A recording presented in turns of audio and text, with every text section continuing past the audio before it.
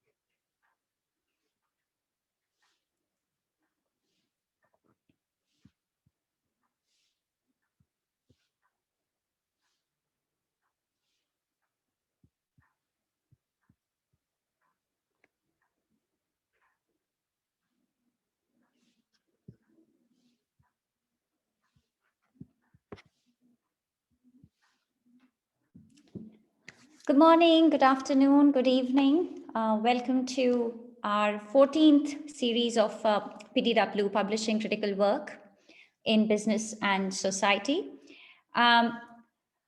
This series is part of our larger endeavor to encourage critical scholarship and create a platform which encourages and supports critical scholarship. And today we are extremely delighted to have with us co-editor of Business and Society, Hari Bapuji, joining us from Melbourne today. Business and society has traditionally been very inclined towards and very encouraging towards critical work, and especially work that works at the interface of business and society. So looking at key societal issues and the relevance of management and organization studies within those issues. Therefore, we are very excited to have Hari with us today. And personally, also, I think my doctoral thesis would be incomplete if it wasn't for business and society, and the work specifically in the area of organizations, environment, and grand challenges is what I have found that business and society has provided me a lot of intellectual thought in that area. So personally, also, I'm very excited about that, and really hoping that someday I also get to publish in the journal. And now, before we start, just a few housekeeping rules. So the way this is structured is that I'll hand over to Hari, who'll share with us how can we go about publishing work in business and society, what is the journal looking for, etc. Please feel free to post your questions throughout the webinar, but we do request you that please use the Q&A function, and this should be at the bottom of your screens. You'll see Q&A. So please use that button to post your questions anytime during the webinar, and somebody from the CMS InTouch team will make sure that these questions will get to Hari and he will answer them. So we request you not to use the chat function, but please use the Q&A button at the bottom of your screens to put your questions, and you can do that at any point in time during the webinar. So that's all from my side, and I would now hand over to Hari to talk to us about business and society. Thank you. Thanks, Kirti, for the nice words about business and society, and thanks to the rest of the CMS InTouch team, Laura and Ritesh, for organizing this. What I'm going to do is share a few slides and talk about the journal and a few tips that we have for publishing in the journal. And then we can, after that, we can have some questions and answers, but you can also ask questions as we go along. Just give me a second. My file is not showing for some reason, so I'm just...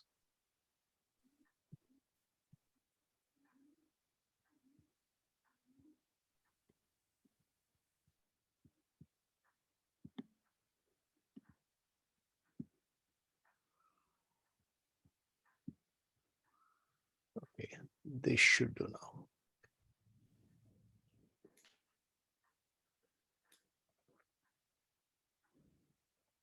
Okay, so you already know this. So let me just start talking about the journal first. The journal was established in 1960. That's we recently had our 60th anniversary review issue, where we took stock of the field of business and society and tried to identify opportunities for new developments.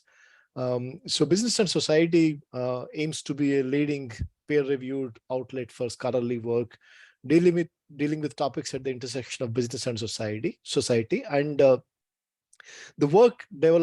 published work develops, tests, and refines theory to enhance our understanding of important societal issues and their relation to business. So the developing, testing, and refining theory has become an important criteria for all the publications in the top journals. But we're also more focused on enhancing our understanding. So the theory is a tool to enhance our understanding, and I think that's important for us also to remember that. We publish about 50 articles per year, 8 issues. Very good impact factor. We all know the problems with impact factor and the limitations, but nevertheless, if you have to make a case, yes, it does help to have a good impact factor. One of the things that that many people may not know is the number of submissions that we receive. We handle about over 1,000 new submissions every year, and we publish about 50 articles per year. So you can see that the acceptance rate will be about 5%, and in some cases less than 5%. So we are sitting at between 4 and 5% acceptance rate, which is comparable to any top journal in management that you can think of. So among some of the recent initiatives, we have, as I mentioned, the 60th anniversary review issue, and we opened new commentary format where we have short 1500 word pieces written by scholars offering a viewpoint on an issue of importance to business and society scholarship and its stakeholders. We not only encourage scholars, but also other stakeholders to write for that format. And another thing that we have done recently is the manuscript development workshops by partnering with UN Prime as well as Journal of Business Ethics. In fact, very soon, very soon as in like March, we will be holding a workshop focused on India, or targeted at India. Currently, like, we are working on a paper development workshop for North America, which Professor Kathleen Rabin, who is currently co-editor of the journal, is leading. We have a strong presence on social media that you probably would realize if you are active on social media. I think we're probably one of the most active among the business and management journals, and thanks to kind of work that the journal publishes and the kind of issues that we focus on, we definitely have a fairly positive experience using social media as well. And then we have the editors' insights editorials, which we use to communicate our expectations about the journal and what we think about as the field and things like that. These are all open access pieces which you can see on the journal homepage. In fact, I'll be using one of those editorial insights articles to talk about publishing in business and society. I did mention this already about the scope of business and society. It's broad, but all papers should, in a substantial way, address the societal role and impacts of business and intersections of business and with society. Right? So the relevant subjects include a whole range of those that you can see here: business and governance, business ethics, business government relations, CSR, sustainability, social entrepreneurship, stakeholder management, socioeconomic inequalities, employment relations, business and human rights, and globalization. So these are some indicative topics, but we are not limited to this. The broad remit is that it should be at the intersection of business and society. So we have formalized a set of values a few years ago, where we have mentioned that we are committed to being developmental and supportive, and this carries forward not only to the reviewing and publishing and helping authors to position their manuscripts and develop their manuscripts, but also in how we are trying to promote the academic integrity in publishing. The second value that we work for is the quality, rigor, and timeliness, and the third is being approachable and responsive, and then finally the impact and influence. We want to see beyond the rankings and reputations to have a positive impact on education, practice, and policy. So that's about values. And in terms of the editor's insights, we have a number of these available open access. So for example, one is what constitutes a theoretical contribution in the business and society field. So here we talk about the importance of theoretical contribution and explaining what is it that we are looking for. And then there is another which is about publishing country studies in Business and Society, or do we care about CSR in Mongolia? So we'll talk about this as well when I talk about one of those editorial insights, which is about the 12 tips for getting published in Business and Society. So this is what I'm going to be talking about, and then explain each of these, and then also add a few additional things so that it forms a basis for our conversation. I'll give you a minute to take a look at this and think about the various points, and after that I'll start talking about each of those.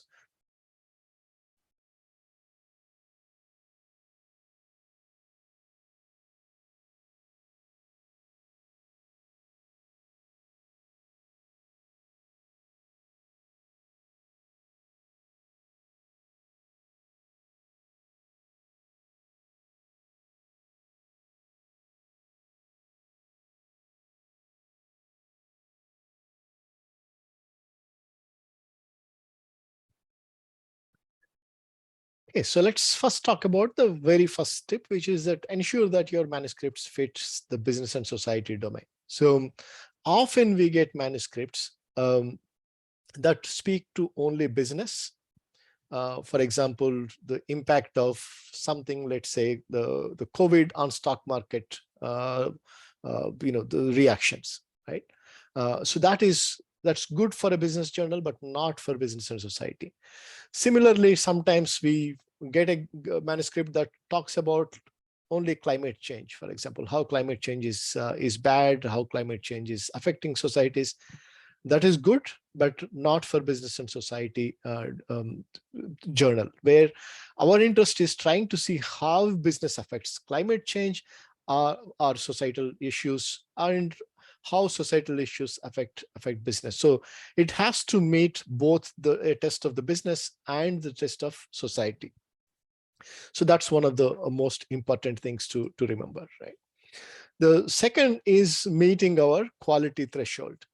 One of the things that you would realize when you look at the authors who publish in the journal is that a lot of the journals authors and those who contribute to the journal are those who publish in the top tier journals. So often we find that there is no big difference in the quality, but the other journals are not ready for the conversation yet. Others are not yet looking at the phenomena with a business lens. So it often takes time for some of the mainstream top management journals to understand and recognize the importance of a topic and its relationship to business. That's where I think we as a journal take lead in initiating conversations. So as a result, our quality threshold is very high. And I mentioned about the acceptance rate being about between 4 and 5%, but also our desk rejection rate is between 70 to 75%. The 70 to 75% desk rejection rate is not something that we want to hold on to, but it is something that happens automatically, because often people think that maybe we'll just send it out and see what happens, right? So we don't want to waste the time of reviewers and editors. So the co-editors, and now in the future the deputy editors would be handling those manuscripts and don't typically pass on to the associate editors and then on to the reviewers. So meeting the quality threshold is very, very important. The third is avoid submitting too early. We often are in a rush to submit it. And if the manuscript is not polished enough, even if you have good data, even if you have a reasonable story, a reasonable explanation of your findings, unreasonable contributions, for you to really pass the bar or cross the threshold, quality threshold, you need to sit with the manuscript, get friendly reviews, and make sure that it is very, very polished. And it's very easy to see a manuscript when it is submitted too early. So the fourth tip is to join a business and society conversation. This is important because we are often looking for topics or themes on which we think the world in general needs to pay attention to. When I say the world, we are talking about the business world that needs to pay attention to the phenomena. But we are also like developing a particular conversation, so it needs to build the conversation. At the same time, we also encourage new conversations, right? So those new conversations would have to in some way also relate to what is currently ongoing.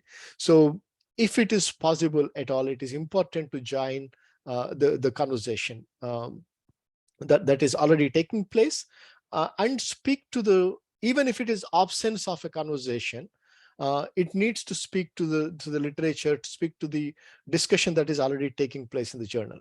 And it's not only for this journal, but also for any journal. It's important that you speak to what's happening in the journal. Often you can see that the papers submitted don't have any citations to the papers in the particular journal that you submit to, right? The idea is not about citations, but it reflects that you've not been reading the journal, or that you don't understand the quality level, or that you may not be ready to speak to the audience. So that's why it's important to keep that in mind. I did mention this a little bit earlier as well. Make a theoretical contribution. If we simply say, for example, inequality is increasing, that is a good contribution in terms of a phenomenological contribution, or in terms of an empirical contribution. If you say that inequality leads to, let's say, reduced employee satisfaction, right? But to make a theoretical contribution, you have to explain why, let's say, inequality is increasing, or why inequality leads to reduced employee satisfaction. So providing that explanation is very important, and that's where theory comes in hand. And make your phenomenon theoretically distinctive, in the sense, often you can, we also publish articles that provide good descriptions of the phenomena, but those would also speak from a distinct theoretical perspective in terms of how this particular phenomena is of relevance to particular theories, okay, or particular discussions that are taking place in the field. So, for example, when we talk about this particular point, the paper that was mentioned is a paper on family business and inequality, right? So where you're talking about inequality, but you're making it distinctive to family business theories, right? So that's what we're looking at.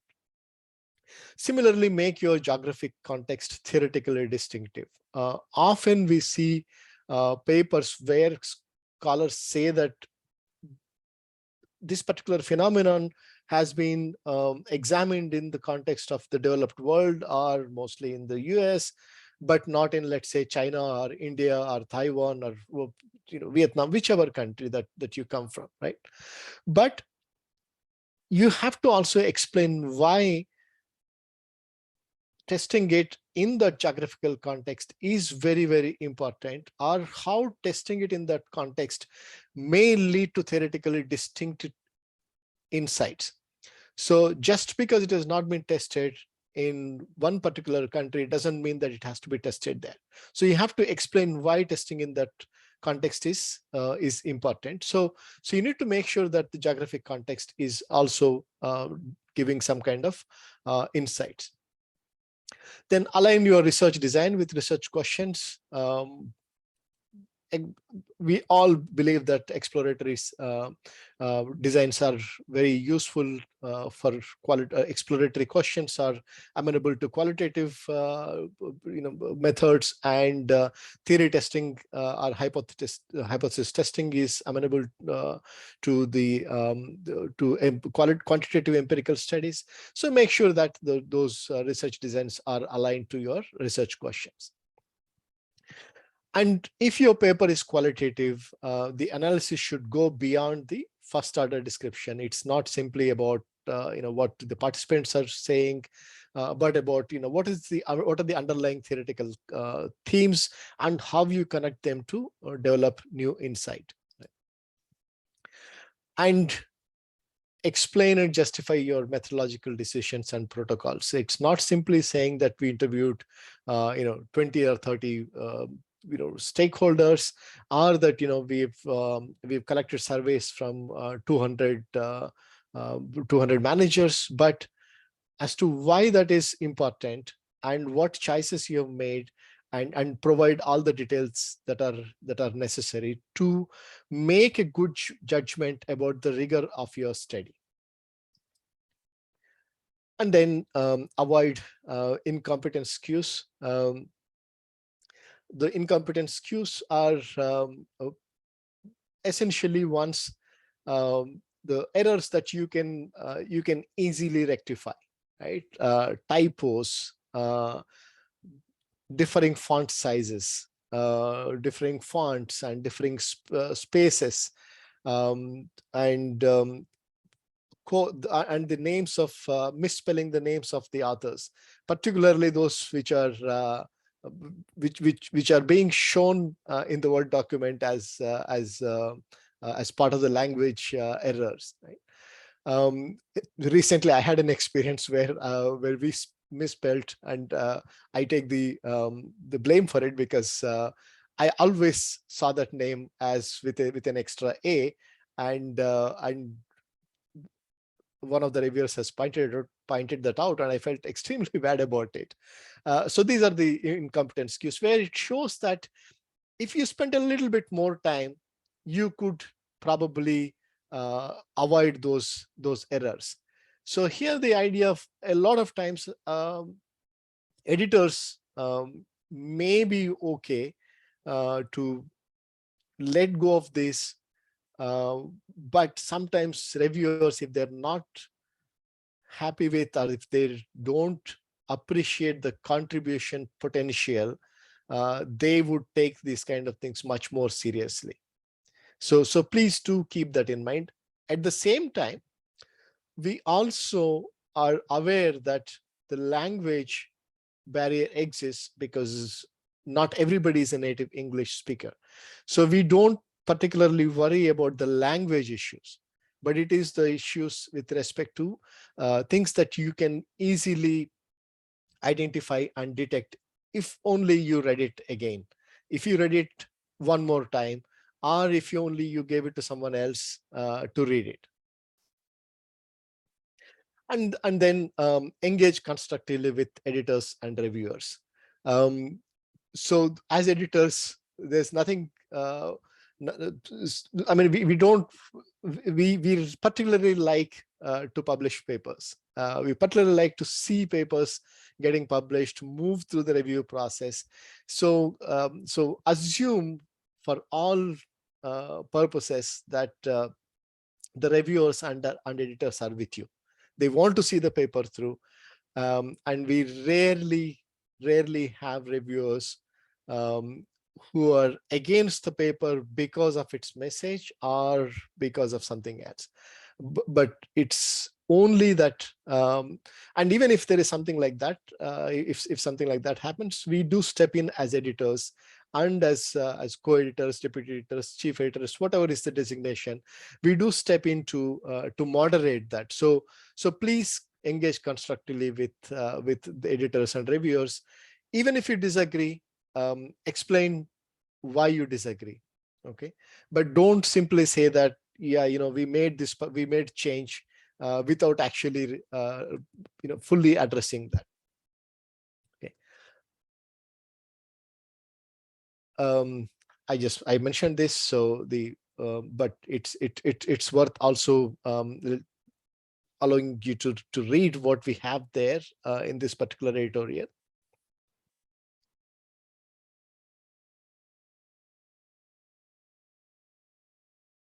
So as you know, a lot of time goes into reviewing, and sometimes people read the manuscript multiple times before they actually write a review. So I personally, I feel that it's important that we at least respect the time that the reviewers spend and respond to those comments. My co-authors who work with me say that I spend more time responding to reviewers, but it is not because I want to appease the reviewers, but it is because I really respect that they don't have to do it really, but they're taking time, they're engaging from one round to another. So I'm really thankful to them. So I would also like I'm not saying this only as a as editor, but also as a colleague, that I think we need to do this. And I also often say that our job is very difficult, so we don't need to make it more difficult, either as a reviewer by being mean, or as an author by not being responsive to the reviewers. And the most important tip is to maintain academic integrity. And this is something that we've been seeing over the last few years, and we are taking a lot of steps to control this, where due to the pressures, there is a lot of pressure to publish in any journal, but in top journals particularly. So as a result, we see a lot of plagiarism, including self-plagiarism. So please avoid that. We put all of our manuscripts through the um, Turnitin software, which looks for text similarity. And then we take action based on that. We have developed a policy on how to handle it, and we take actions based on those. And we have also, in cases, we've banned some scholars from submitting work to us for a particular period of time. And another thing is, declare all your prior related work that uses same or similar data. It helps us to know what else you have done with this data and how this is different. Only then can we actually help you to craft your contribution better. If you don't tell us that, and if we find it, either it's we, when I say we, it's either editors or reviewers or our readers later on, that if it's the same thing or half the paper is similar to what's been published elsewhere, either by you or someone else, it doesn't have the impact, right? You might count it as a publication, but you get bad reputation. It's a bad reputation for everyone. So that's something to keep in mind. And I did, mention about our social media presence. So please do follow the journal. This is where you also see us talking about some of the current issues, or sharing things with respect to the developments with respect to journal, and the articles that are being published. We share them in bite size. So it's important. If you follow that, you might something might stick, and you might see a forthcoming paper, or a paper that we are promoting because it's related to a particular issue, and things like that. So, and then we also promote the articles through Business and Society blog, where all the authors are asked to write a post talking about how, basically it's almost a translation version that anybody can read.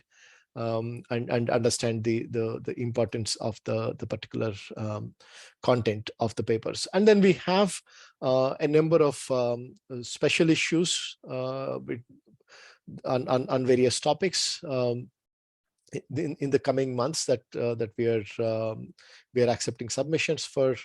These are on cross-sector partnerships and socio-ecological systems change, fake news, public health, responsible leadership, and sharing economy at the base of the pyramid.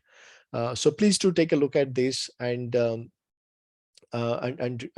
submit. But also we do consider proposals twice a year in March and September. So please do also consider submitting your proposals for special issues. We are always looking for new topics, new themes, new challenges, either related to new phenomena or related to the existing phenomena that we've already discussed. So with that, I'm going to stop sharing and open it up for our discussion.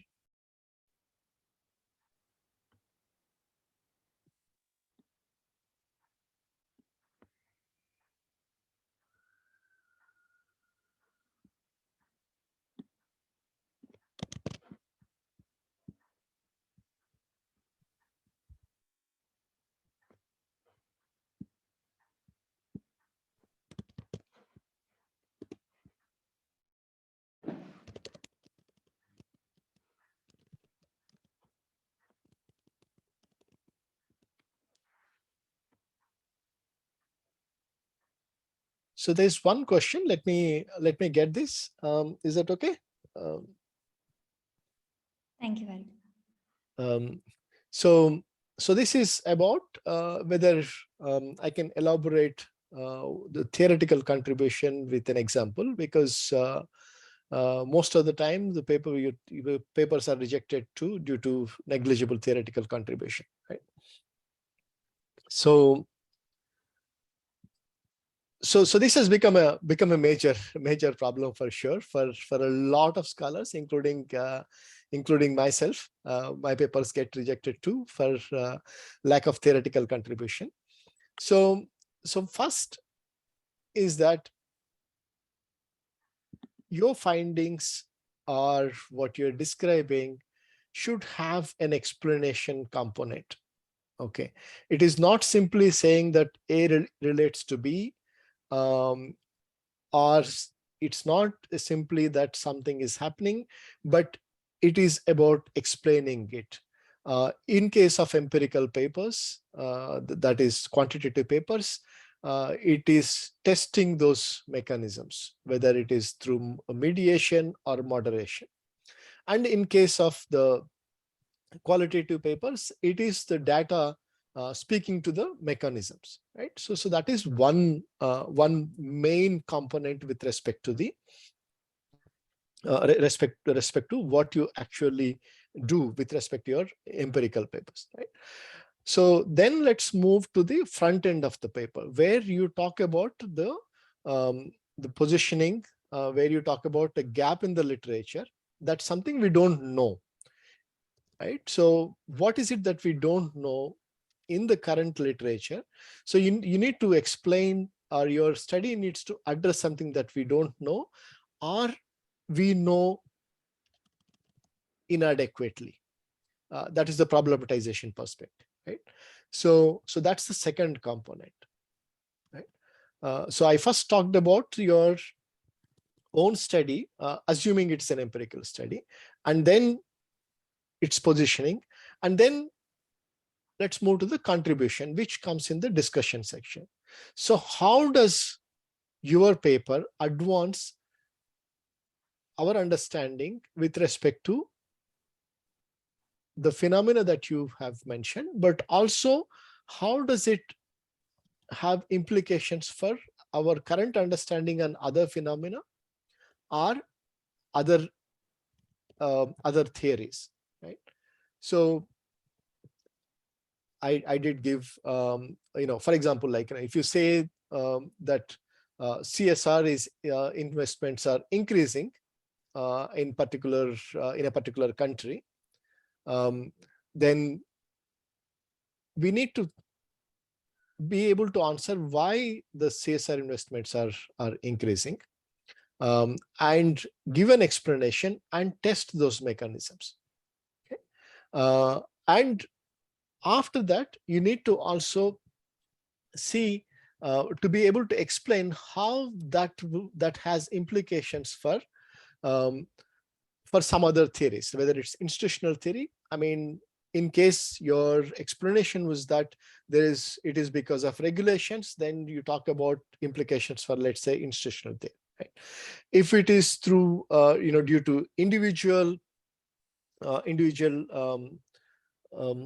motivations of CEOs, then you talk about how it has some implications for top management theories. So that's how you try to develop theoretical contribution through these three things. It's not just one thing, that is, what is the gap in the literature, or how you problematize the literature, what is it that we don't know, and how your study addresses that with some kind of an explanation, or what you propose and some kind of an explanation, and how that advances our current knowledge, or how that poses questions for our current theories or methods, and offers some implications. I hope that does answer your question. If something is clear, I'm happy to something is not clear, I'm happy to elaborate further. Thanks, Hari. I had a connected question to theoretical contributions. You talked about this as well. Right now, there's a lot of emphasis on global south. There's a lot of calls also looking at CSR and sustainability in global south.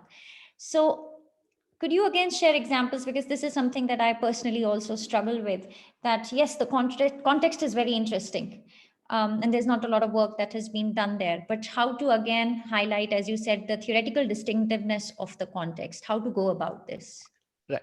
So here I think I think we need to look at, again, very similar to the approach of case studies, right? What is this a case of, right?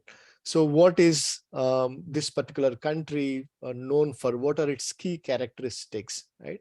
And why that makes it interesting, and why it makes it poses problems for our current understanding. So thinking about those unique aspects is very, very important. And some of you might know, for example, that my work in the recent years has been focused on caste, right?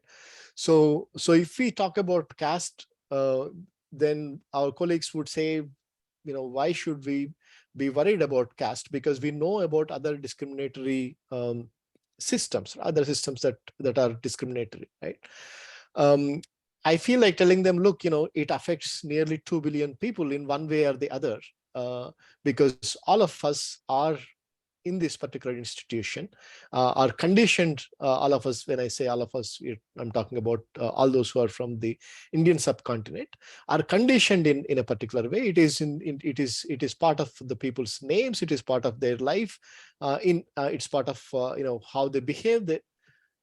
So if it matters to 2 billion people, then I think we should pay attention to it. I mean, that's the way I would like to think about it. But for our scholars, our colleagues, we need to talk about it differently, right? So then we talk about how it is an informal institution, right? Once we talk about how it is an informal institution and how it advances our understanding of informal institutions, then there is more interest, right? Because you're looking at generalizable insights, right?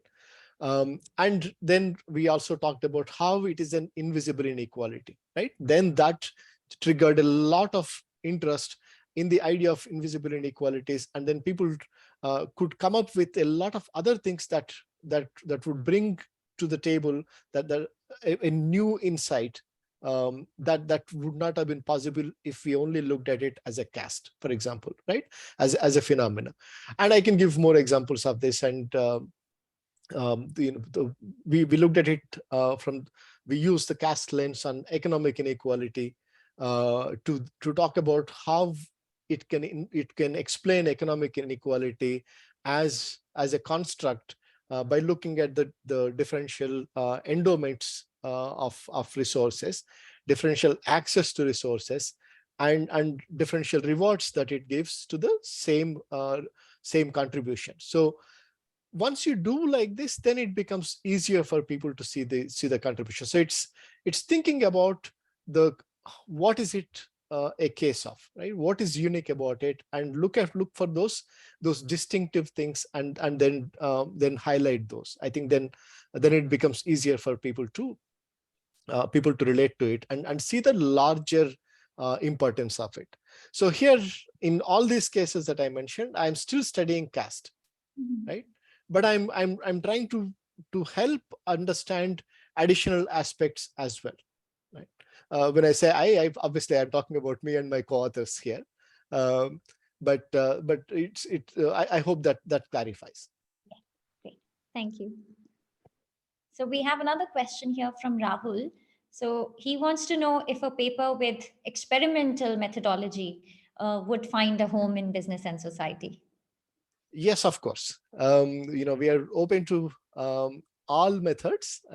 Experimental methods are definitely very, very welcome. I can't immediately recall if there is an experiment-based paper. At least, right at the top of my mind, I can't think of one. But I personally like the experiment method, so it would be definitely very, very welcome.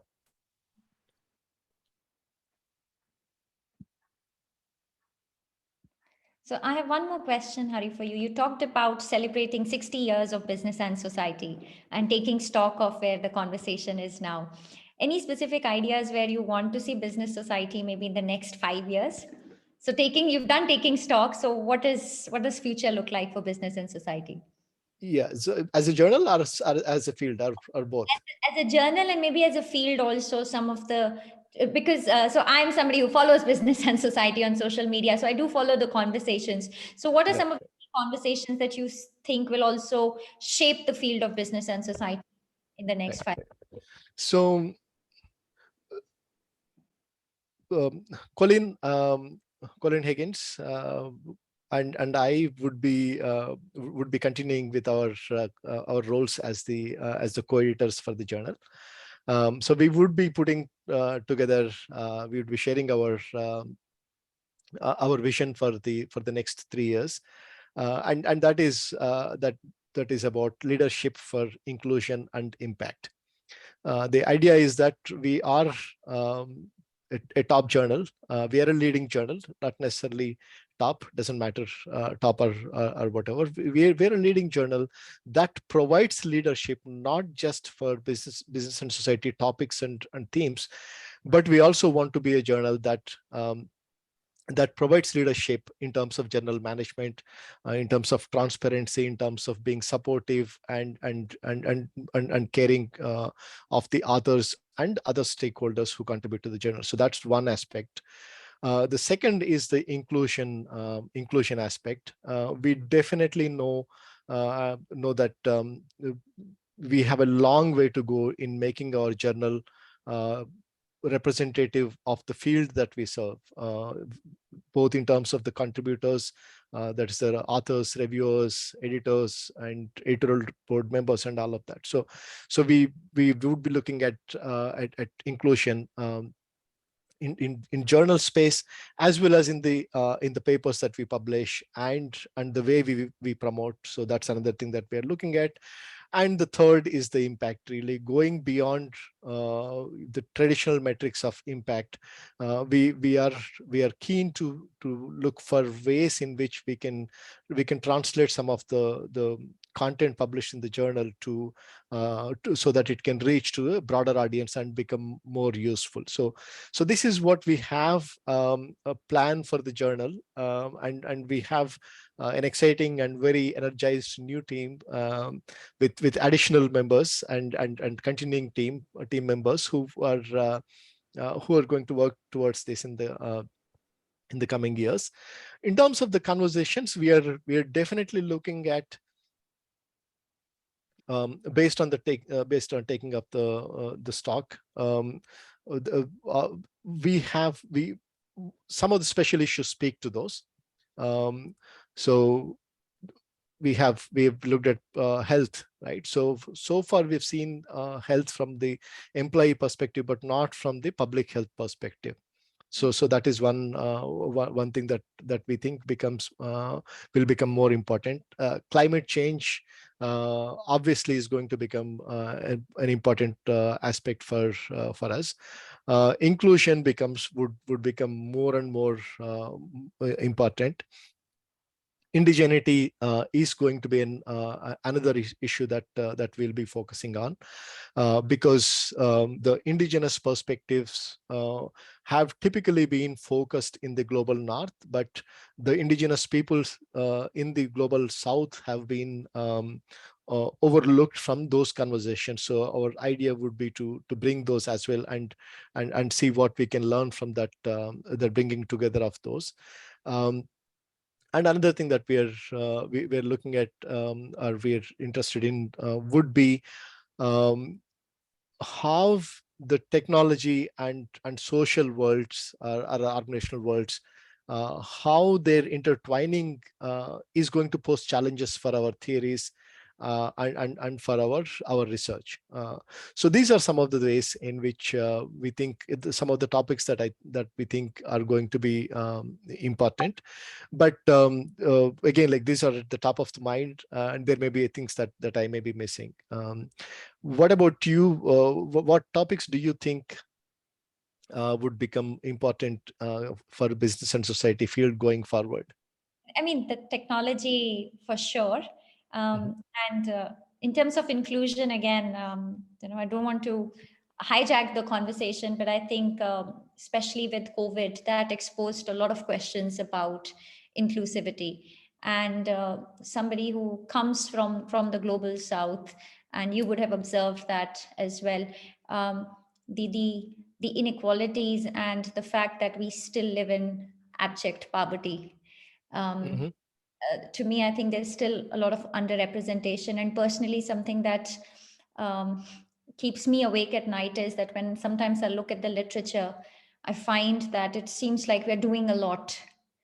Mhm. Uh, in terms of, for example, in sustainability, there's a lot of reporting Mhm. everybody's going towards circular economy. There's a lot of all of that, the technocentric approaches and green supply chains and whatnot.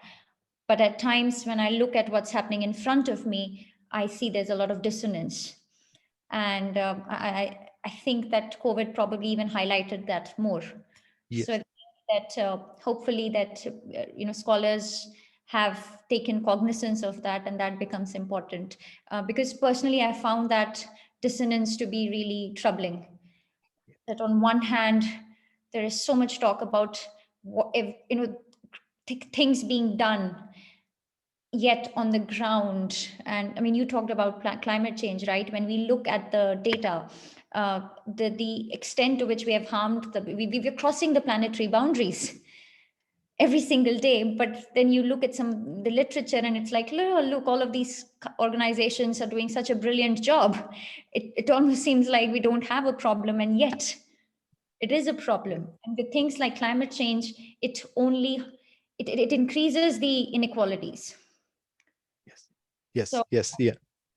so I hope that with all of that's the reality, and I think that that would be caught up by scholars as well.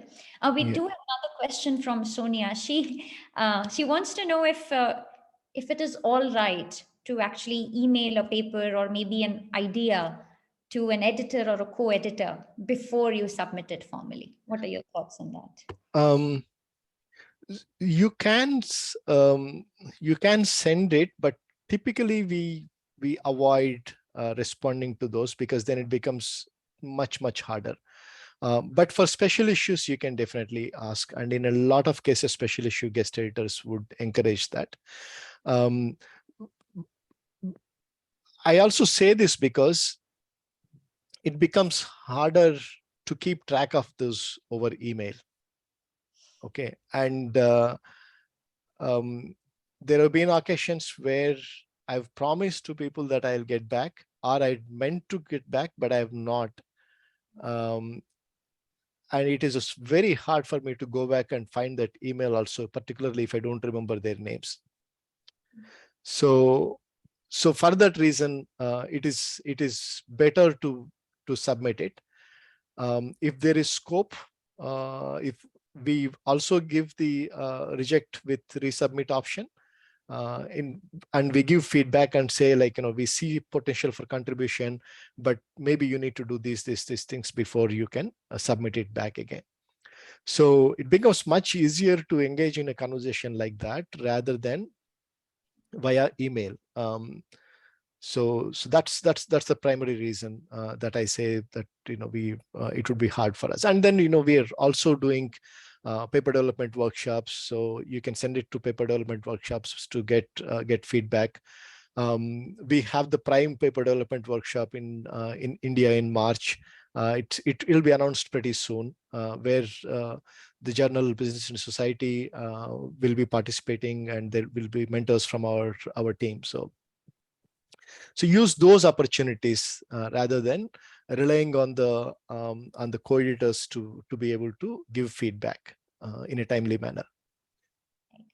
Thank you. So another question we have is, are short pieces also appreciated by Business and Society? Yes, as long as there is contribution. We have the commentary format now, which is 1500 words. We have research notes, which I think is 5000 words, if I remember correctly. And then we have the full length article, right?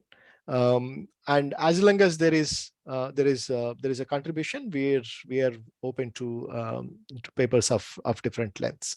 Okay. We would really like this journal to be the journal that that the community likes to see it as, right, and contributes to and builds it, right.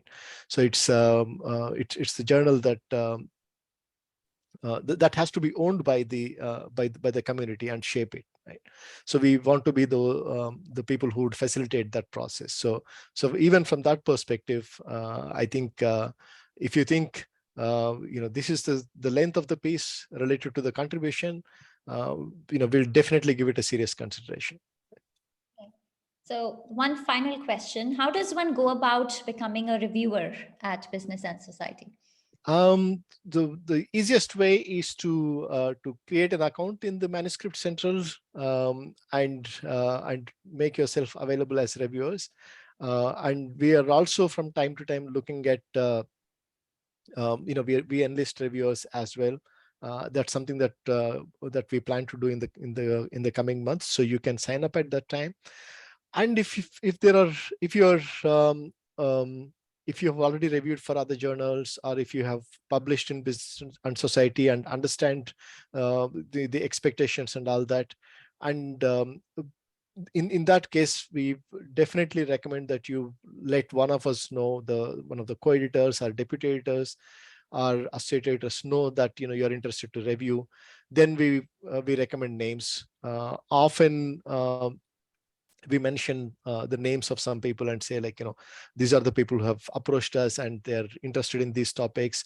So when we send a paper to associate editors, we say, like, maybe you can you can think of this person as an appropriate reviewer, right? So that's how you build relationship with the journal and continue to be in there. And becoming reviewer is the first step for moving with the journal to move on as editorial board member. And that's one of the things that we want to make it very transparent, that we start with reviewers.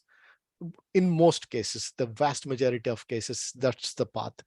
You start as a reviewer, give good reviews, a good number of reviews, and then you get onto the editorial board and work there as an editorial board member for a good period of time, and provide good reviews that show that you can handle paper as an associate editor. Then you become an associate editor. So that's the process, that a path that we are looking at. So please do, become reviewers and keep contributing to the journal. And we will also be looking at other ways that we can engage some of the early career scholars in reviewing as well. So some journals are doing it. We'll also do it soon. So Great. Thank you so much. And with this, we come to the end of the webinar. Thank you so much for sharing these insights with us. And especially going into the nitty-gritties of theoretical contribution. That has been, for me, that has been a great learning experience. Very rarely do we get to, I think we talk about theoretical contribution, but going into a very stepwise process of what that means, that has been great to know. Just going to try and share my screen. Okay. And I think also one thing that really spoke to me was that we shouldn't jump in terms of submitting our papers.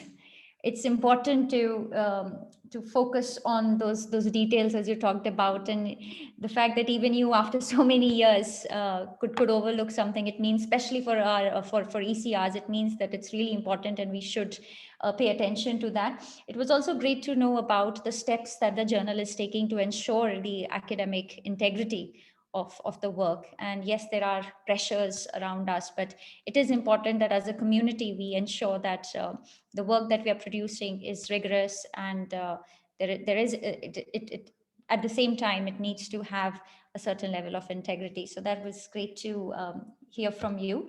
And again, thank you so much for going through those 12 tips in so much detail.